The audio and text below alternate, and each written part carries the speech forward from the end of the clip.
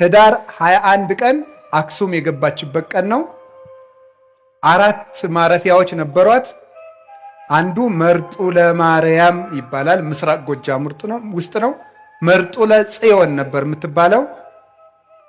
አንዱ ሳፍ ጽዮን ይባላል፣ ጣና ቂርቆስ ነው። እኔ የመጣሁበት ገዳም ነው። እዚያ አርፋለች። 4ቱ የጽዮን መንበሮች ነው የሚባሉት። አንደኛው ተድባበ ጽዮን ይባላል፣ ወሎ ውስጥ የሚገኝ ነው፣ ደቡብ ወሎ ውስጥ። አንደኛዋ አክሱም ጽዮን ናት። መጨረሻ ላይ ዛሬ አርፋ የምትገኘው አክሱም ነው። ህዳር 21 ቀን አንደኛ ከዚያ የገባችበት ቀን ነው። ሁለተኛ በግራኝ መሐመድ ጊዜ ታቦተ ጽዮን በስደት ዝዋይ ገዳም ቆይታለች። እዚህ ዝዋይ ቆይታ ግራኝ ካረፈ በኋላ ተመልሳ አክሱም የገባችው ህዳር 21 ቀን ነው። ጴጥሮስ ተሳሳተ ተብሎ ተጽፏል። ሐዋርያት ተበተኑ ተብሎ ተጽፏል። አብርሃም በደለ ተብሎ ተጽፏል። ማርያም ይህን አረገች ተብሎ አልተጻፈም።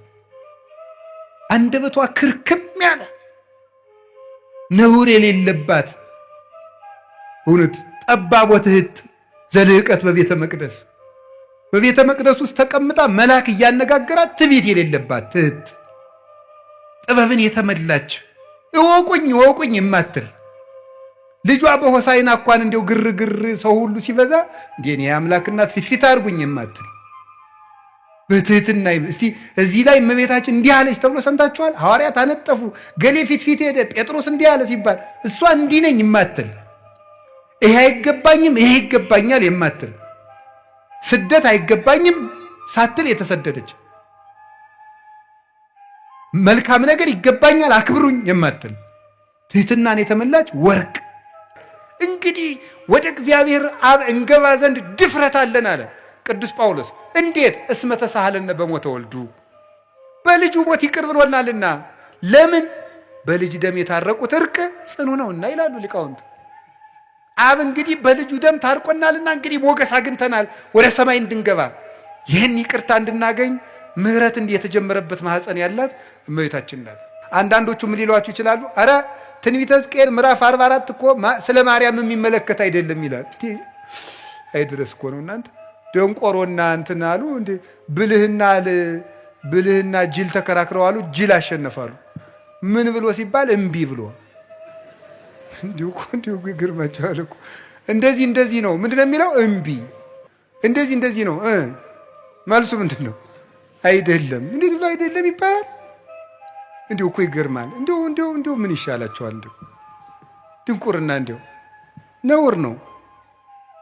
ድንቁርና እንዲሁ ጥበብ ቤቷን ሰራች እንደተባለ ጥበብ ድንቁርና ቤቷን ሰራች፣ 7 ምሰሶን ማቆመች ያስብላል። እነዚህ እኮ ነውር ነው። ኢትዮጵያውያን እኮ ወርቅ ህዝቦች ነን በእውነቱ። ኢትዮጵያውያን ብንሆን ማለት ነው። ኢትዮጵያውያን ኮቴሽን እግዚአብሔር የሚላት ኢትዮጵያ ማለት ነው። እናንተ በያፋችሁ የምትሏትን ኢትዮጵያ አይደለም ነው የሚለው። እግዚአብሔር የሚላት ኢትዮጵያውያን ብንሆን ይገርማችኋል እኮ ኢትዮጵያ ትላላችሁ እንዴ? ብፁዓን ነን በእውነት ብፁዓን። እንዴት? እኛ ይሄ ታቦት ከሲና ሲወርድ የለን። እኛ ይሄ ታቦት ደመና ሲጋርደው በደብረ ሲና አላየን። እኛ በስርየት መክደኛው ለሙሴ ሲነጋገረው አላየን። እኛ ይሄ ታቦት ዮርዳኖስን ሲከፍል አላየ ነው። እኛ ግንብ ሲያፈርስ አልነበርን። እኛ ዳጎንን ሲቀጠቅጥ አላየን። እኛ ጦርነት ሲያሸንፉበት አላየን። ሳናይ የምናምን ኢትዮጵያውያን ክቡራን ነን በእውነቱ ማለት ነው። ለዚህ ነው እግዚአብሔር ታቦተ ጽዮንን የሰጠን ማለት ነው። አዎ አይተው የገፋትን ታቦት ሳናይ ተቀበልናት። እግዚአብሔርን በዚች ታቦት እየባረከን ነው። ይህንን ታቦት ነው እግዚአብሔር ወደሚወዱት አምጥቶ ሰጠ። በታቦተ ጽዮን እግዚአብሔር ይባርከን። በእግዚአብሔር ታቦት ላይ ለሚቀርብ ምስጋና ተቃውሞን የሚያቀርቡ ሰዎች ማህፀናቸው ይዘጋል። ይሄው እኔ እቃወማለሁ እና እየወለድኩ ነው ሊል ነው ደግሞ አንዱ ይመጣልና ይጅሉ ማህፀን እኮ ብዙ አይነት ማህፀን አለ። የአእምሮ ማህፀን አለ። የነፍስ ዘግቶብሃል እኮ ቆልፎብህ ነው የምትለፈልፈው እንደ ሞንታርቦ። ልጅ ብቻ አይደለም ልጅ የሚወልደው ማህፀን ብቻ አይደለም። ኢሳይያስ እኮ ትንቢተ ኢሳይያስ ምዕራፍ 46 ላይ ምን ይላል? ጸነስነ በእንተ ፈሪሆትከ ሐመምነ ወለድነ ይላል።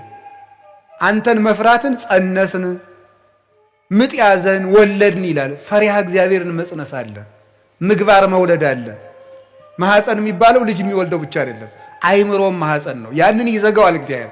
የምህረት ማህፀን ይዘጋል፣ በር ይዘጋል እግዚአብሔር። ሰው እኮ ቢችል ማወቅ፣ ካላወቀ መጠየቅ፣ ካልጠየቀ ደግሞ ማፈር ጥሩ ነው። እውነቴን ነው የምነግራቸው።